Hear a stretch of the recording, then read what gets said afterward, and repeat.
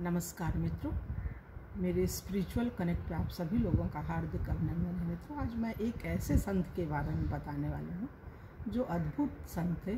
श्री रामानुजाचार्य जी दक्षिण के संत थे और इनकी बुद्धि मित्रों इतनी कुशाग्र थी कि जब इनके गुरु जी पढ़ाते थे तो उनकी जो व्याख्या होती थी या जो समझा रहे होते थे तो उसमें भी वो कमियाँ निकाल दिया करते थे। एक अद्भुत संत थे और किस तरह से इन्होंने संन्यास लिया, क्या क्या घटनाएं घटी इनके जीवन में, तो इसके बारे में बताने वाली मित्रों। तो इसको ध्यान से सुनिए।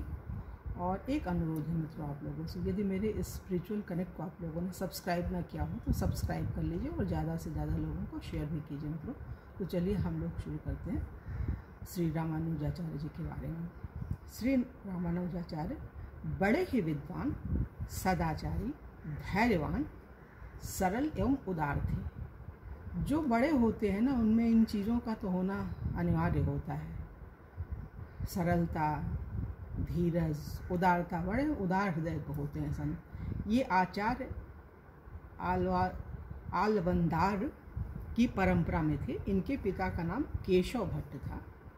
ये दक्षिण के तिरुकुद्दूर नामक क्षेत्र में रहते थे।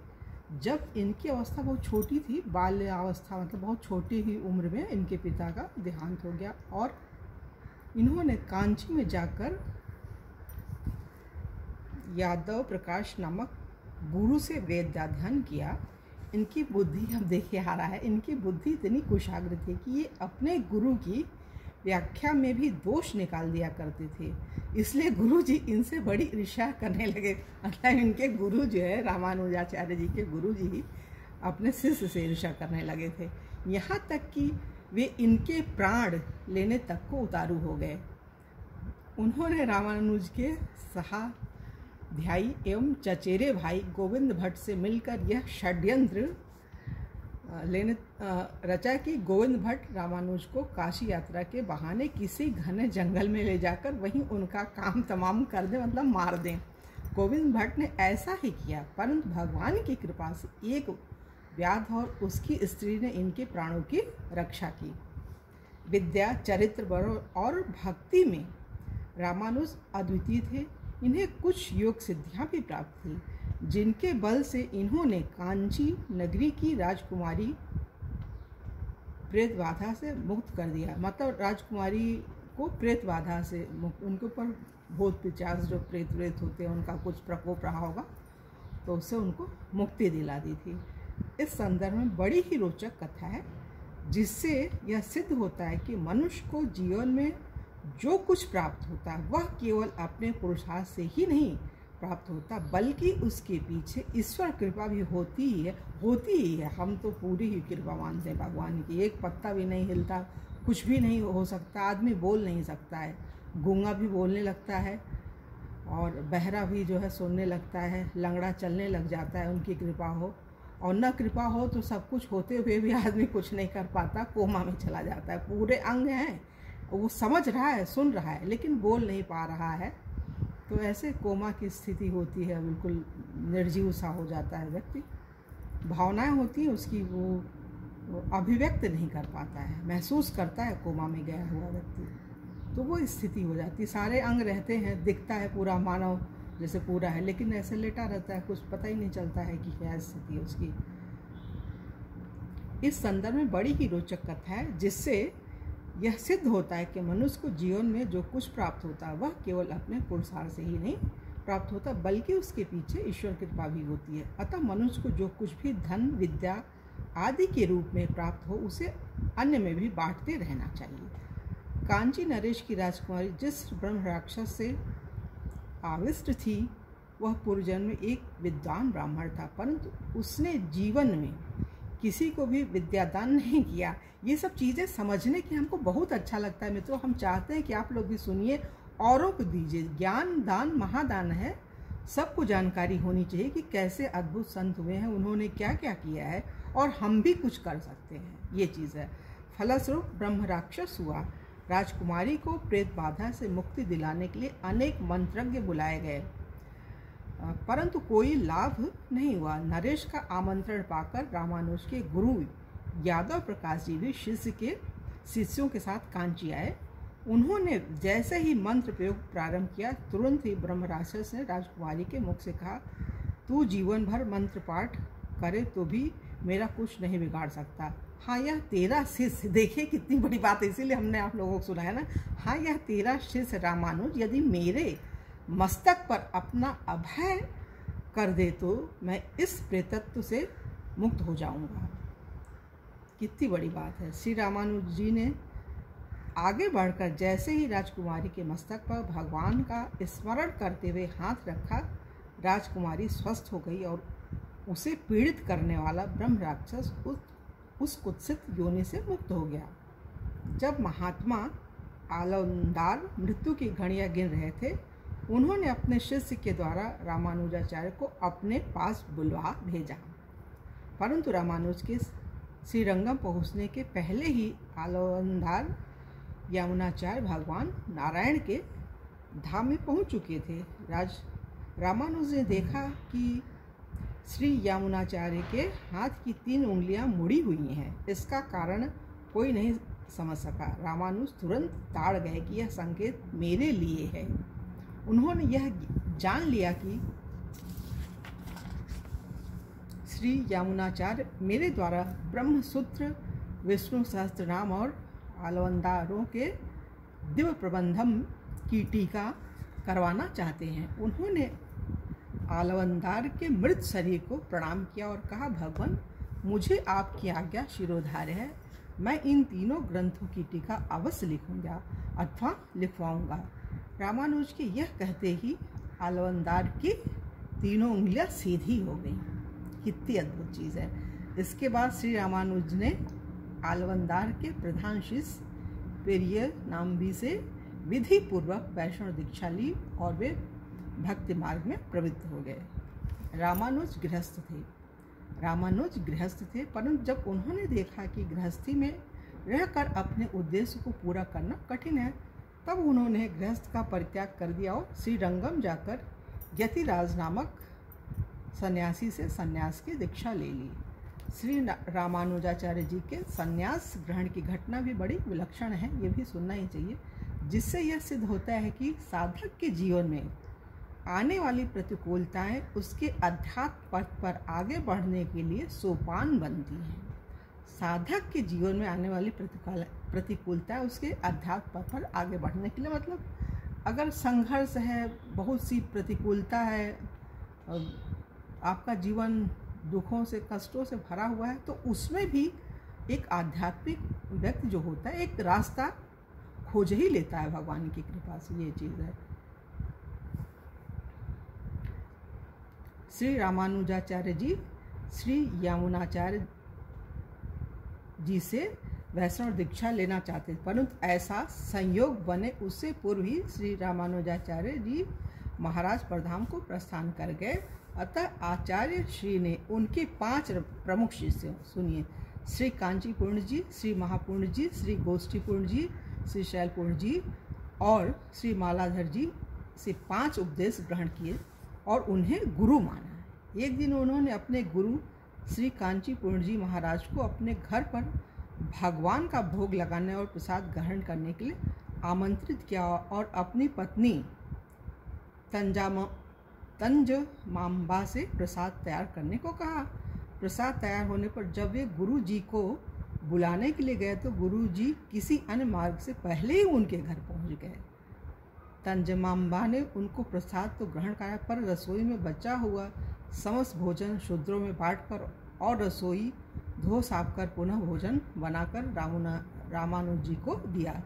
रामानुज जी ने जब इसका कारण पूछा तो उनकी पत्नी तंजमांबा ने कहा कि कांचीपूर्ण जी हीन जाति के, अपने इनके गुरु के लिए बोल दिया ये हीन जाति, अतः उनका उच्छिष्ट मैं आपको नहीं दे सकती। पत्नी के मन में गुरु के प्रति इस प्रकार के कुभाव जानकर रामानुज जी मन ही मन बहुत दुखी हुए, बोला कुछ नहीं। ये देखिए कितना धीरज होता है संतों के पास। बात यहीं पर समाप्त हो जाती तो ठीक था, परंतु तंजमांबा ने तो संभवतः इनके गुरुओं को अपमानित करना अपना स्वभाव ही बना लिया था। एक दिन उनके दूसरे गुरु श्री महापूर्णाचार्य जी महाराज की पत्नी कुएं पर जल भरने आई तंजाम्बा भी जल भर रही थी। संयोगवश इनके घड़े का कुछ जल छलक कर तंजमांबा के घड़े में पड़ गया। फिर क्या था, तंजमांबा ने गुरु पत्नी पर कुआ, क्योंकि झड़ी मतलब अपशब्द बोलने लगी। बेचारी गुरु पत्नी कुछ बोल न सकी और घर आकर सारी बात श्री महापूर्ण जी महाराज से बताई। श्री महापूर्ण जी महाराज ने उन्हें सांत्वना दी और चुपचाप उनको साथ लेकर कांची से श्रीरंगम आ गए। जब रामानुज जी को इस बात की जानकारी हुई तो उनके दुख का पारावार मतलब बहुत ही दुखी हो गए। इसके बाद घटी एक अन्य घटना ने तो उनके गृहस्थ जीवन में विराम चिन्ह ही लगा दिया। हुआ यूं कि एक दिन ये भगवान वरदराज जी की सेवा में गए हुए थे। उसी समय एक भूखा गरीब ब्राह्मण इनके घर आ गया। तंजाम्बा ने उसका सत्कार करना तो दूर, ऐसी कड़ी फटकार लगाई कि वे बेचारे ब्राह्मण देवता अपने भाग्य को कोसते हुए उल्टे पांव भाग खड़े हुए। संयोगवश रामानुज जी मार्ग में ही मिल गए और उन्हें सारी बातें ज्ञात हुई। रामानुज जी दुखी तो बहुत थे, परंतु ब्राह्मण को समझा बुझाकर धैर्य धारण कराया और मन ही मन संन्यास ग्रहण का निर्णय ले लिया। उन्होंने ब्राह्मण देवता को बाजार से कुछ फल आदि खरीद कर दिए और कहा कि आप पुनः मेरे घर जाएं और मेरी पत्नी से कहें कि मैं तुम्हारे मायके से आया हूँ, तुम्हारी बहन का विवाह होने वाला है और तुम्हारे माता पिता ने यह सामग्री तुम्हें उपहार स्वरूप भेजी है। यह सुनकर वे आपका बहुत आदर सत्कार करेंगी। ब्राह्मण ने ठीक वैसा ही किया। तंजमांबा ने ब्राह्मण का बड़ा आदर सत्कार किया। थोड़ी देर बाद जब रामानुज आए तो उनसे भी तंजमांबा ने बहन के विवाह की बात बताई। रामानुज जी ने कहा, यह तो बहुत आनंद की बात है, तुम जाना चाहो तो आज ही चली जाओ, उत्सव के दिन मैं भी आ जाऊंगा। तंजमांबा खुशी खुशी मायके के लिए चल दी। इधर रामानुज जी ने संन्यास ग्रहण कर लिया। इधर इनके गुरु यादव प्रकाश को अपनी करनी पर बड़ा पश्चाताप हुआ और वे भी संन्यास लेकर श्री रामानुज जी की सेवा करने के लिए श्रीरंगम चले आए। उन्होंने अपना संन्यास आश्रम का नाम गोविंद योगी रखा। श्री रामानुज जी ने तिरुकोट्यूर के महात्मा नाम्बी से हस्ताक्षर मंत्र ओम नमो नारायणाय की दीक्षा ली। नाम्बी ने मंत्र देते समय इनसे कहा था कि तुम इस मंत्र को गुप्त रखना, परंतु रामानुज ने सभी वर्ण के लोगों को एकत्र कर मंदिर के शिखर पर, ये और भी अद्भुत चीज़ें हैं, सुनिए मित्रों, मंदिर के शिखर पर खड़े होकर सब लोगों को वह मंत्र सुना दिया। गुरु ने जब रामानुज जी की इस धृष्टता का हाल सुना तब वे इन पर बड़े रुष्ट हुए और कहने लगे, तुम्हें इस अपराध के बदले नरक भोगना पड़ेगा।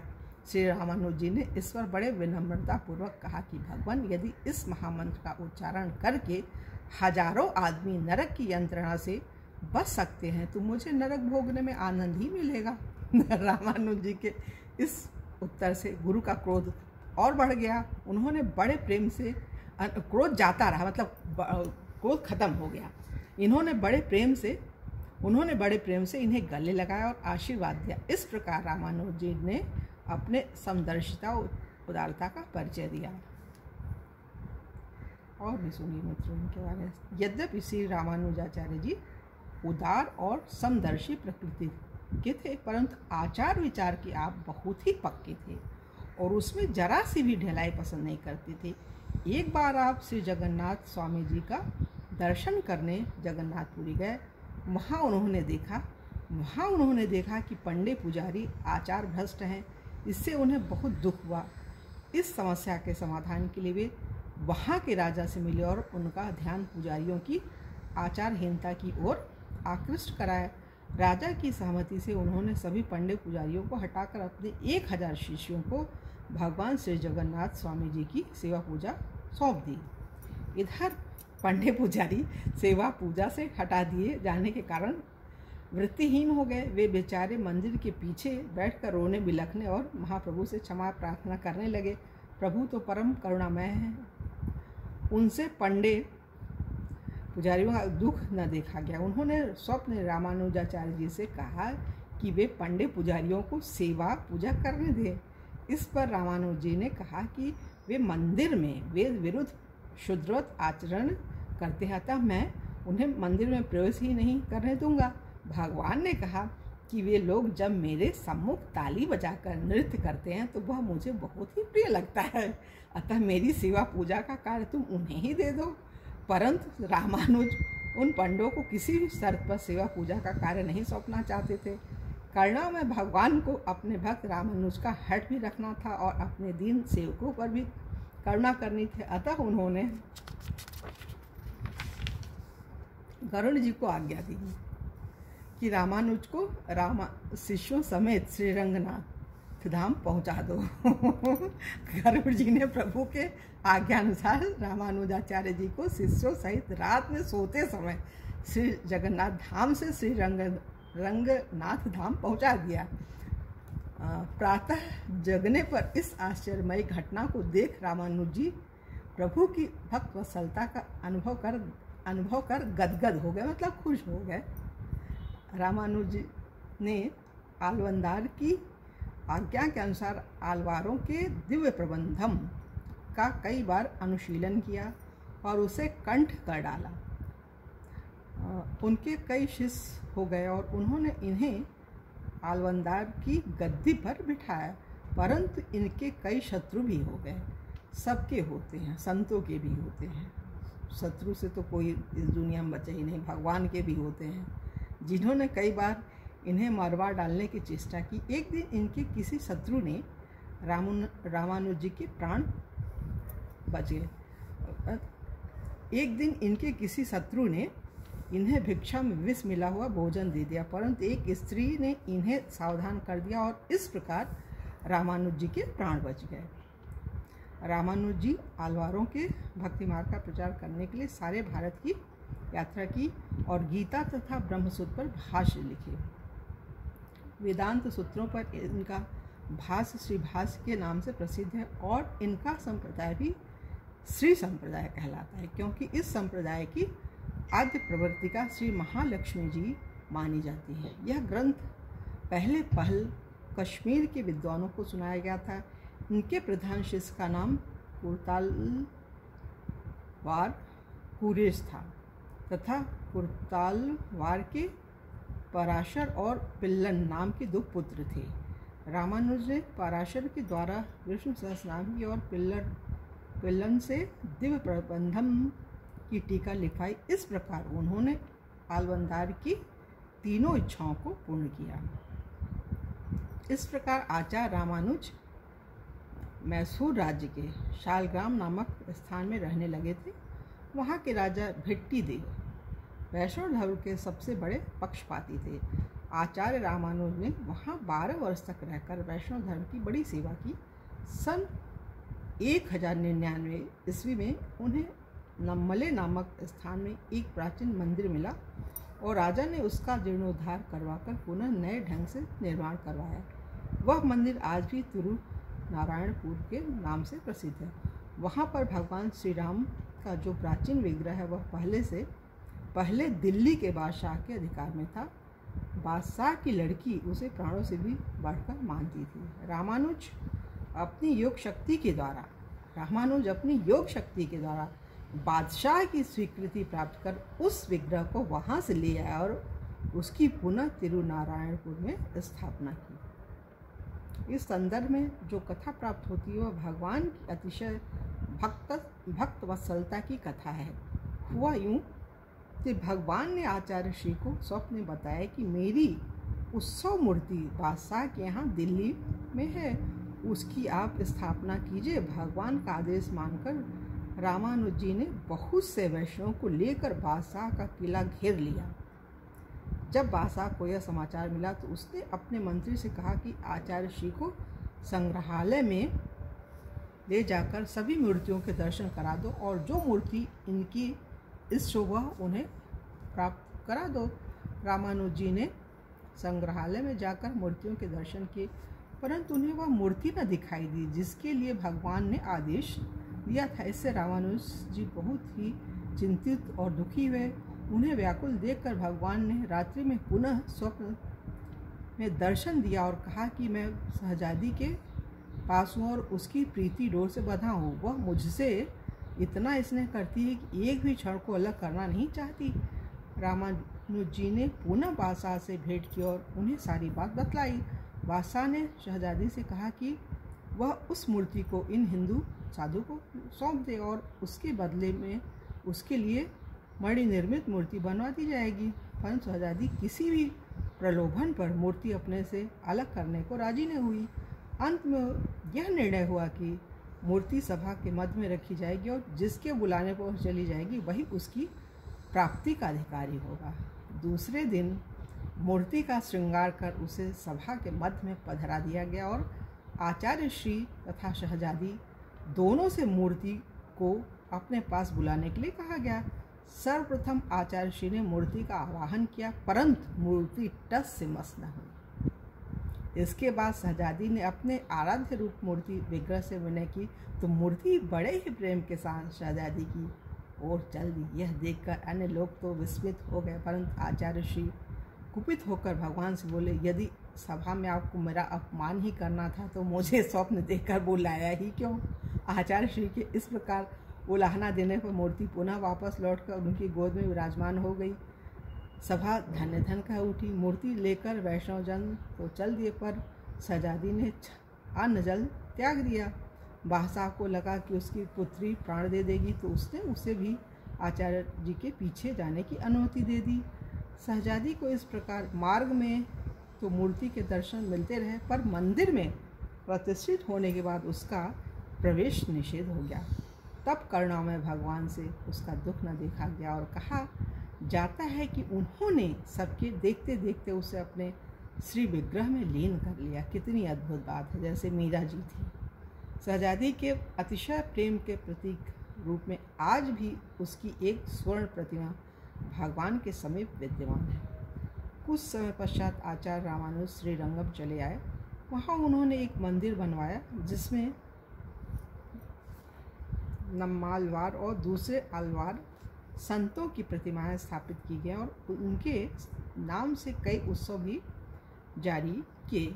उन्होंने तिरुपति के मंदिर में भगवान गोविंदराज पेरुमल की पुनः स्थापना करवाई और मंदिर का पुनः निर्माण करवाया। उन्होंने देश भर में भ्रमण करके हजारों नर नारियों को भक्ति मार्ग में लगाया। आचार्य रामानुज के 74 शिष्य थे, जो सबके सब संत हुए। उन्होंने पुरतालवार के पुत्र महात्मा पिल्लोकाचार्य को अपना उत्तराधिकारी बनाकर 120 वर्ष की अवस्था में इस असार संसार को त्याग दिया। 120 वर्ष तक इस धरती पर रहे श्री रामानंद जी, और उन्होंने तो अद्भुत लीलाएं की हैं। संत हैं, आज भी जाने जाते हैं। मित्रों, हमें भी कुछ तो करना चाहिए, उनका आचरण तो करना ही चाहिए संतों का। संत भगवंत आपको जो है जो शक्ति और सामर्थ्य देंगे ना, आप इतने शांत हो जाएंगे, इतने खुश हो जाएंगे कि आपको किसी की ज़रूरत नहीं होगी। आप अपने आप में खुश रहेंगे और खुशी बिखेरेंगे। दुनिया में ज़रूरत है खुशी की, कम से कम अपना घर परिवार तो सही कर सकते हैं। अगर हमें शांति मिलेगी तो घर हमारा शांत होगा। तो हम सोचते हैं मित्रों, अब इनके बारे में जो हमारा वीडियो है उसको विराम दे रहे हैं और कल की वीडियो में किसी और संत के बारे में बात करेंगे। तो तब तक के लिए जय हिंद, जय भारत, ओम शांति।